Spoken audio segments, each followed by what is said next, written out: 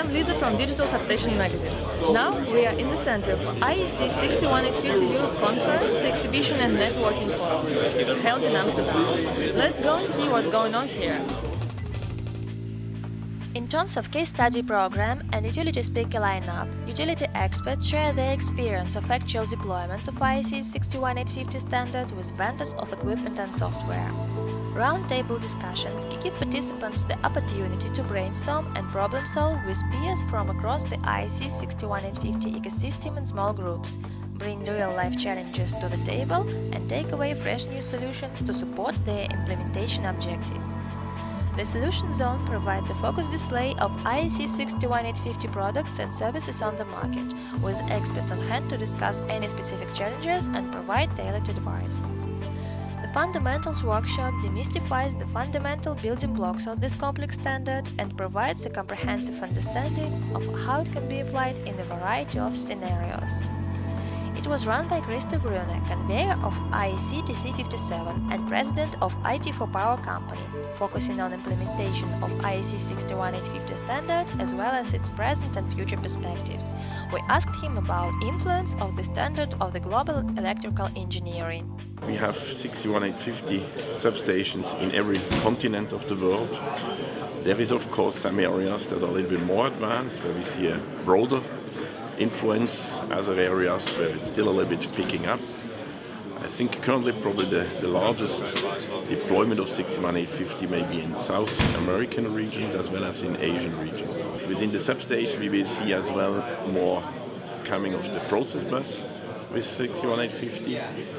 Then we will certainly have in the smart grid domain 61850 being used for DR grid integrations, but also for distribution automation. Basically, from an IEC TC57 perspective, the idea is in the future IEC 61850 will be used for all the communication down to the field equipment in a power utility network. We interviewed Greg Ryun, head of engineering methods and group IEC 61850 conveyor in NCU. He said it is an association representing European power systems of 35 countries. It has a special group working on the improvement of IEC 61850 standard. Actually, we are working on two main topics. The first one is on the data model. So the semantic of the standard. We are working in cooperation with IT for Power and Institute Fraunhofer in the development of an interoperability specification tool that will help us to develop a profile. A profile will be actually a set of signals, functions and subfunctions that are used in the substation automation systems, and we will have at the end of the day a superset of these informations that can be used in order to enhance and enable interoperability over the systems life cycle. Secondly, we are working in cooperation with IEC over the engineering process that we are improving. We have recently issued a document for comment to IEC in order to define our requirements related to this engineering process. Both of these improvement points should lead to a 61850 ready by 2020 probably. We asked representatives of networking utilities all over the world about implementation IEC 61850 in their companies and future of smart grids over the next 20 years. Do you deploy IEC 61850 standard in your projects, and how many of them have been finished? In terms of South African implementation, we have deployed 61850 now for about 7 years. Mainly on the transmission substations. We've been using 61850 on the substation level, but we have not used it on the process LAN or even going on the WAN. We have currently deployed it at about 30 greenfield stations and about sort of 30 brownfield stations.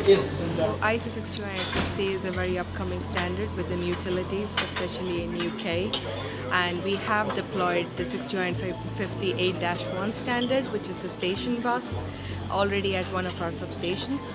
it was a very steep learning curve for us because we moved from a traditional wiring kind of protection system to 6150 system, and it required some training and some improvement in the knowledge base to reach there.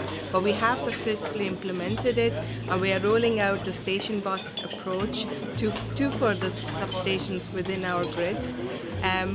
We have also a project which is a research project or an innovation project called Fitness, where we will be trying out the Process Plus application with a multi-vendor substation, and this will then introduce us to the 9-2 component of 6152. Furthermore, we are open to all kinds of 6150 applications, especially those ones which add intelligence and add flexibility to our substation management. By the end of 2015, our company also completed nearly 2,000 substations completed. Also, all the substations adopted IEC 61850 standard. We are deploying IEC 61850 substations. There have been around 20 deployed in Switzerland so far from 140. And components that's from different suppliers. Again, because we have a call for tenders, we have from each and everyone which is actually participating in this call for tenders has the chance to deliver the system. Accordingly, we have a wide diversity of different systems. What benefits do you obtain by implementing IEC 61850 standard? I think it's quite difficult to quantify the benefits that you can get with IEC 61850 today, as well the standard is not yet fully mature and the products and tools developed around it. But I think when we'll have this maturity that is expected around 2020, as I said, I think we can have a lot of benefits in efficiency regarding the engineering, but also the testing of the systems that we will install in our network. The benefits for us that we see is that it assists with technology direction.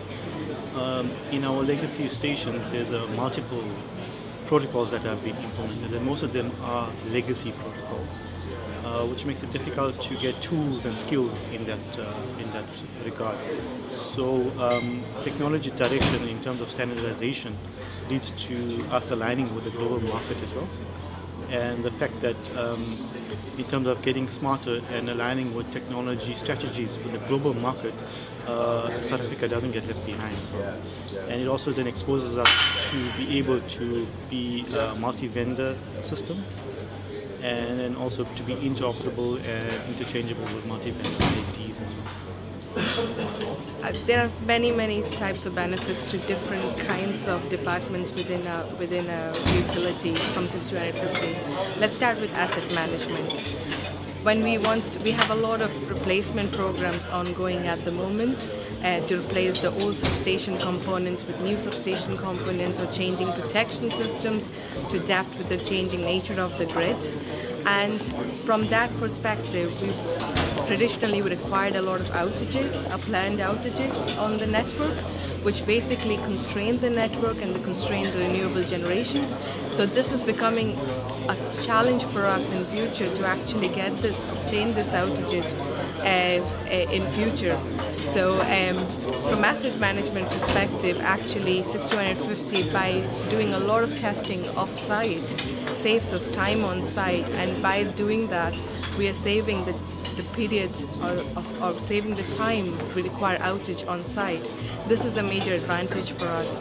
Also, if you look at the substation footprint, it decreases a lot, starting from removing copper from substations and using more fiber, and reducing the size of the control building. And if you look at UK, space is a premium, so it's a great advantage for us if we can actually reduce the footprint of the substations.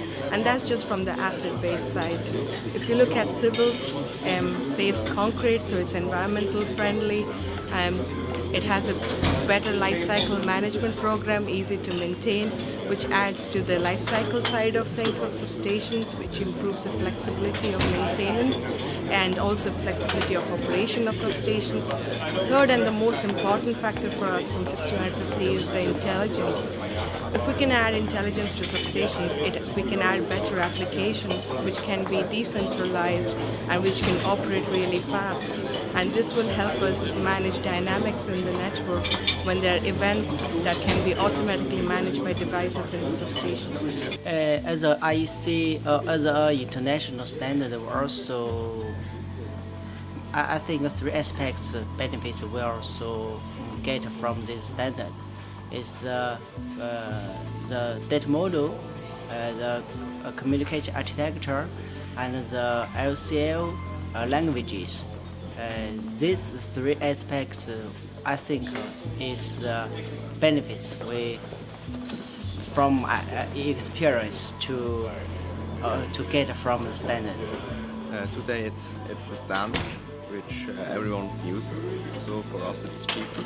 It's also just one protocol.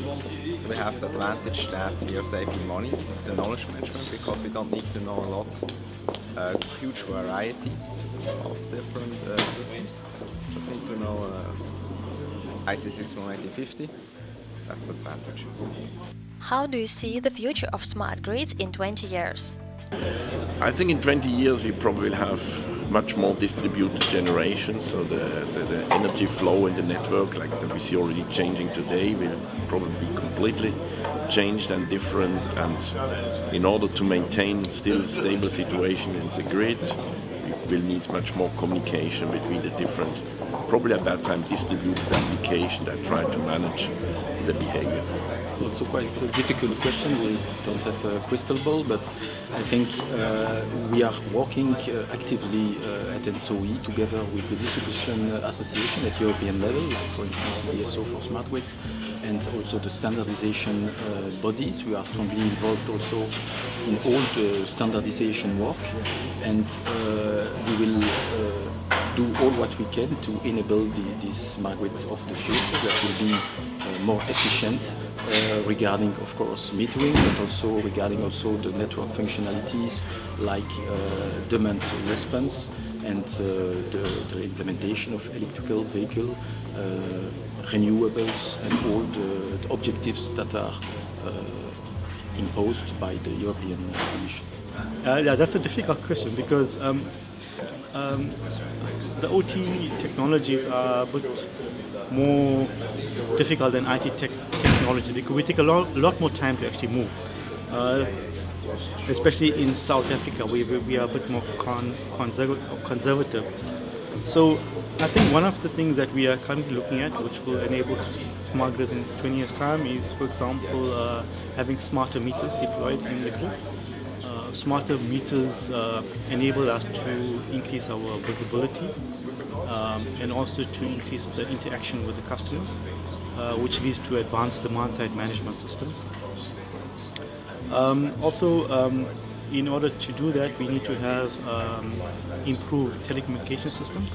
So I think what we would see is more advanced telecommunication systems where usage of fibers networks down to the customer level, as well as to increase wireless communication systems as well. I think there'll also be a drive towards greater unmanned substations, where you would see substations being more self-healing, being able to monitor the health and to be able to predict possibilities of issues and then to react on their own without the intervention of humans. We also see substations in 20 years' time also trying to decrease the footprint of the substation physically. So you might not have the same physical size of the substation. It will be a much more reduced system because of the technologies in terms of batteries, in terms of integration of IEDs into singular cabinets, for example. Well, 20 years is a very long period of time, but if you look relatively what has happened in the last decade, where the generation mix has changed, the market policies have changed, the energy policies have changed.